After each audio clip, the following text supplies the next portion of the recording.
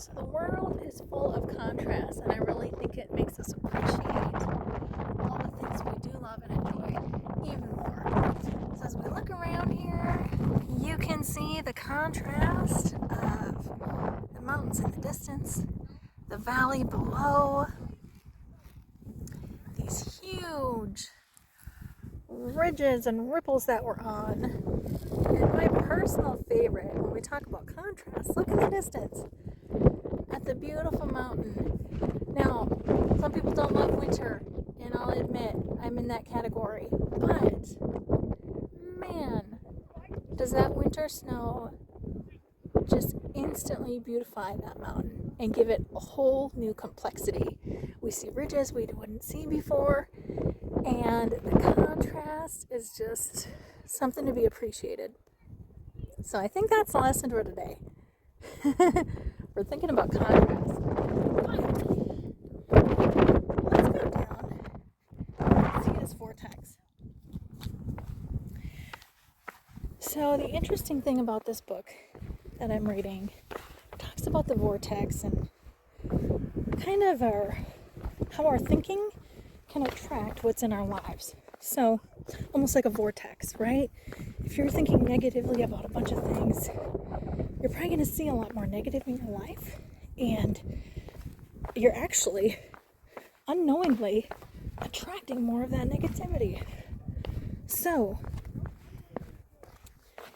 when we look at this vortex, I want you to think about what you're attracting in your life. And are you attracting what you want to attract? Are you seeing what you want to see? Are your thoughts attracting things and supporting positivity in your life? I don't want to go down there. Ooh, we're going to go around the other way. It's steep, guys. I know it may not look like it, but it is. So this vortex, as it brings things closer and closer to it, they speed up and it attracts more and more. So think of your life, what you want your life to be. This vortex. I'm not going to run down here because it's scary to me. But I was here just a little bit ago and people were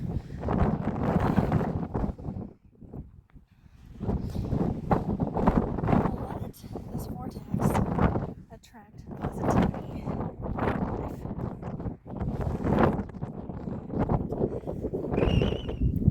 So when we talk about contrast and what we want to attract in our lives and good versus what we perceive as not so good, I think this is really a fitting place to talk about it, because this is the third time I've done this hike, and the first time I didn't make it. I ended up, let's see, this is cool. Let's zoom in and show you some of these people. This is how high up we are. I pretty much made it to where those people were, and it's a really hot summer day. Didn't even have water with me. I didn't think it would be that bad, and couldn't even figure out where to go, and got really close to kind of being in a pickle, honestly, without the water. So then I came back later in the year and did it again, and up until that point I really honestly felt like I failed. Like, it just bothered me, like, oh, this was such a failure. I'm so dumb, for not bringing water, for not planning, for going on a really hot day. Just kicking myself. Well, guess what? The next time I came, I went up a little higher on this ridge, and I came upon a pool like this. And I kid you not, what was in this pool, I first thought was little bugs. But then as I got closer, I realized they were little tiny frogs, probably about the size of my pinky nail. I mean, they were tiny. And then I looked closer, and there were tadpoles in the water as well. So there were you know, tadpoles with legs, frogs that still had tails. There was basically every stage of development of this frog on display here on top of this ridge, actually right behind that white rock there, right behind there. And I was just astounded, and it was just clear to me that, you know what, that wasn't a failure that first day. And if that hadn't happened to me, if I had come up to the vortex, if I'd seen it, I may not have come back at that time and seen that absolutely amazing wonder of little baby tadpoles and frogs on top of this ridge. Look at how high up we are. I mean, when you climb up to this place, eagles and hawks, they're circling far below. So this mama frog had the foresight and ingenuity to lay her eggs at the top of a cliff, at the top of this crazy ridge, where totally safe from predators, totally safe from anything, they would have just a fantastic chance at life. And that was one of the most special things I've ever come across. And I tell you what, if we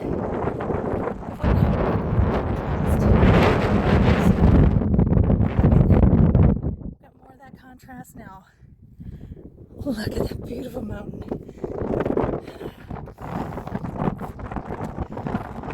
So friends, in your life, you're going to come across things that seem unfavorable. It's okay. You say, you know what? I know that's not what I want. And then that opens up the discussion in your head of what you do want. And that's how you attract things. You create your own little vortex. This is that pond. This is where those frogs were. Oh, it was so cool. But you know what, guys? I have to tell you something. I've also had a regret about that day. I was so excited about the frogs that I did not just turn around and show you the view all around. So today we get to do that. So every day with every experience, we are learning what we want and attracting more of what we want in our lives. Look at that. Just absolutely stunning, phenomenal view. And again, I'm going to zoom.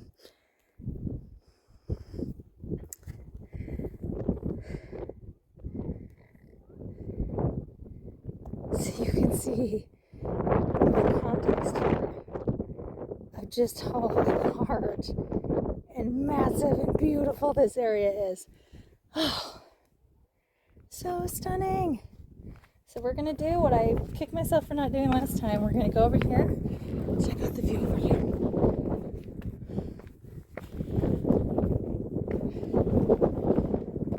Oh, you can feel on top of the world with me. Just standing in full appreciation of the glory of God, God's creation. It just, wow. We could never create something this beautiful. We just couldn't. So it's an incredible thing. We're going to go down a little bit. I see something that's intriguing. Oh, that looks cool. Well, friends,